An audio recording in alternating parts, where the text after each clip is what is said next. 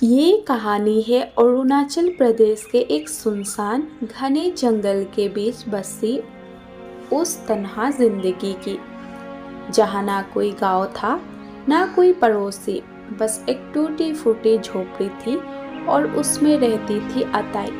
10 सालों से वो अपनी पोती के साथ पहाड़ों की इस वीरान दुनिया में अकेली जी रही थी। हर दिन हर रात सन्नाटे से लड़ती, अपने आप को संभालती, पोती को सहजती। हर सुबह अताई सूरज से पहले उठ जाती थी, लकड़ियाँ इकट्ठा करती, पत्तों से खाना पकाती और अपने भोलेपन में ईश्वर का शुक्रिया अदा करती। मगर आज की सुबह वैसी नहीं थी।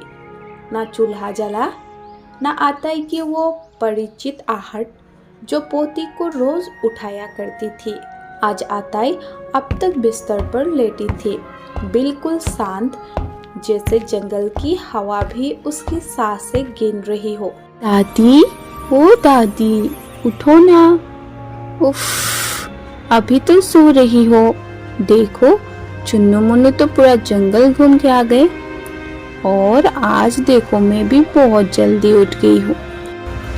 अब भी उठ जाओ ना दादी।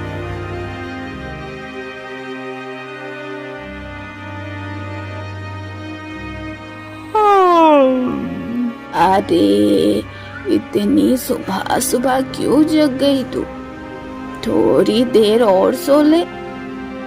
क्या भूख लगी है क्या? भूख तो नहीं लगी दादी, लेकिन आज हमें जंगल जाना है ना लकड़ियाँ लाने। चलो उठो ना जल्दी। तू जानती है ना, अब मेरी उम्र हो गई है, हड्डियाँ जवाब देने लगी है बिटिया। सुबह सुबह उठना मानो एक पहाड़ जैसे लगती है। दादी, आप आज भी सबसे स्ट्रांग हो। चलो ना उठो, हम मिलकर काम करेंगे। चलो उठ जाओ। उफ, चल उठ गई मैं। पहले जाकर मुंह हाथ धो लूं, फिर रोटियां बनाऊंगी। नाश्ता करके हम दोनों चलेंगे पहाड़ियों पर।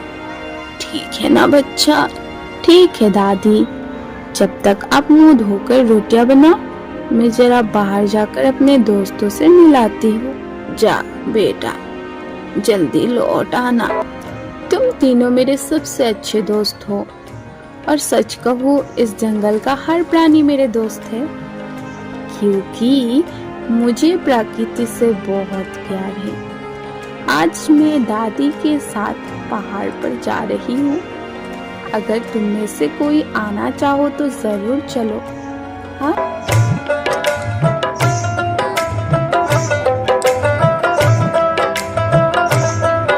अरे बाप रे, इतनी देर खेल लिया तुम तीनों के साथ। दादी ने रोटियां बना भी ली होगी, अब तो भूख भी लगी है। चलो चलती हूँ घर। दादी, क्या रोटियां बन गई? भूख से लगता है पेट में चूहा दौड़ रही है। हाँ हाँ, बना ली मैंने। आ बैठ, रोटी लगा देती हूँ। ओ दादी, तुम्हारे हाथ में तो सचमुच जादू है। क्या जबरदस्त रोटी बनाया है, मजा आ गया।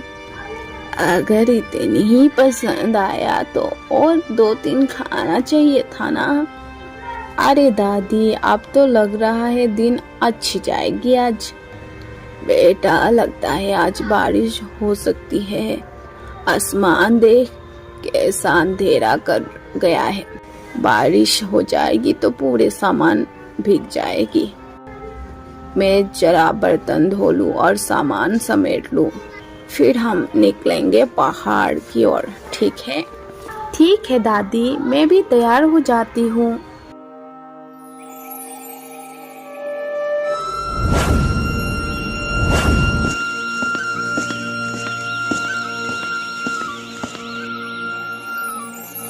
दादी, देखो ना, आज कितना सुंदर मौसम है ना। और ये पेड़ लगता है जैसे मुझे पहचानते हैं। हाँ बिटिया, तू इन सब से रोज बात जो करती है। अब चल थोड़ी थोड़ी लकड़ियाँ काटते हैं।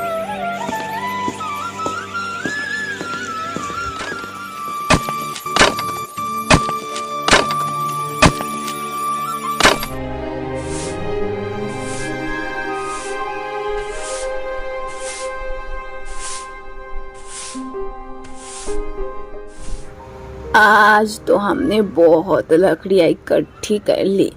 अब एक हफ्ते तक जंगल आने की जरूरत नहीं। दादी, मैंने भी इतनी सारी पत्तियाँ और सूखे फूल जमा कर ली। इन्हें मैं अपने घर में रखूंगी, वो सूख जाएगी फिर दिखाऊंगी सबको। बहुत अच्छा क्या बिटिया, अब चल सब ढंग से में रख दे। दादी, दादी, वो आवाज सुनी आपने?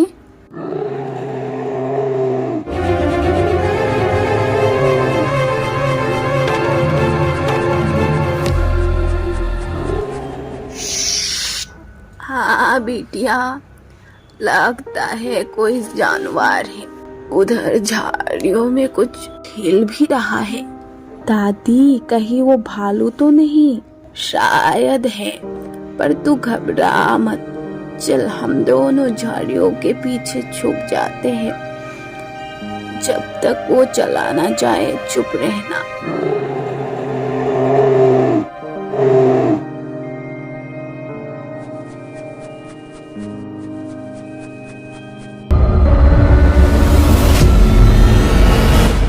दादी, वो चला गया ना? हाँ बेटिया, भगवान का लाख लाख शुक्र है, आज सच में बच गए हम। मैं तो समझी थी आज हम गए दादी। अब जल्दी चले यहाँ से। हाँ चल बेटा चल, अब और रुकना ठीक नहीं।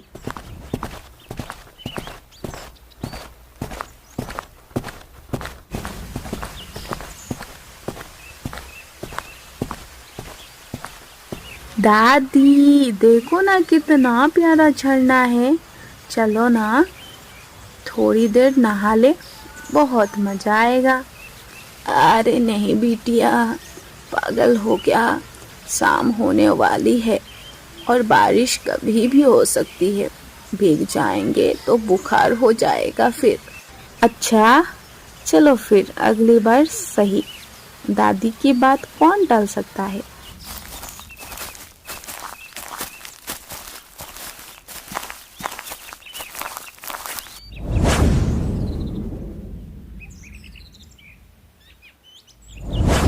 दादी, आपने तो बिल्कुल सही कहा था, बारिश तो सचमुच हो गई।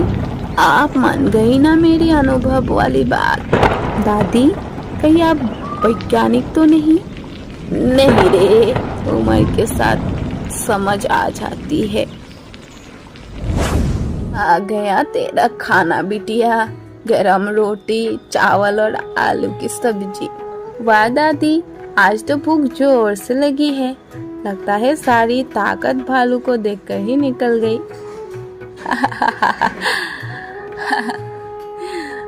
आज तुझ में बहुत हिम्मत देखी मैंने। चल पहले भगवान के नाम ले और फिर खाना शुरू कर। हे भगवान, इस सुंदर दिन के लिए धन्यवाद। मेरी दादी को लंबी उम्र देना और सबके लिए सुख शांति देना।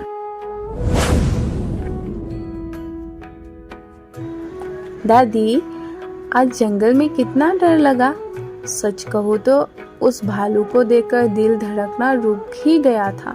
बाहर की जिंदगी आसान नहीं होती बेटा, हर दिन कुछ नया होता है। कभी डर, कभी खुशी, पर ये हमें मजबूत बनाती है। दादी, क्या मम्मी पापा और कभी नहीं आएंगे? पता नहीं बेटा, कभी कभी सोचती हूँ वो कहाँ होंगे, पर फिर सोचती हूँ कि तेरे साथ मुझे सब कुछ मिल गया। दादी, आप ही मेरी मम्मी भी हो, पापा भी हो, सब कुछ हो। अरे तू मेरी पूरी दुनिया है। अब सो जा बेटा, बहुत थक गई होगी तू।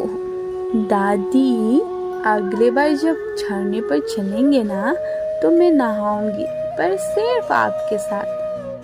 पक्का, अगली बार जरूर। इस कहानी से हमें ये सीख मिलता है कि जिंदगी कैसी भी हो, आसान या मुश्किल, तन्हा या भरपूर, हमें हर हालत में जीना चाहिए, क्योंकि हम सिर्फ अपने लिए नहीं, उस परमेश्वर के लिए जीते हैं जिन्होंने हमें सांसें दी है, और उनके लिए भी जो हमारी ज़िंदगी का सहारा बनते हैं, चाहे वो एक पोती हो या दादी। हमें उनका ख्याल रखना चाहिए, क्योंकि वक्त जब गुजर जाए तो केवल यादें रह जाती है, और उन यादों का बोझ सबसे भारी होता है। आई होप आप सबको ये कहानी अच्छी लगी। अगर आप भी अपनी दादी से प्रेम करते थे तो आई लव यू दादी लिखना नहीं भूलना कमेंट में।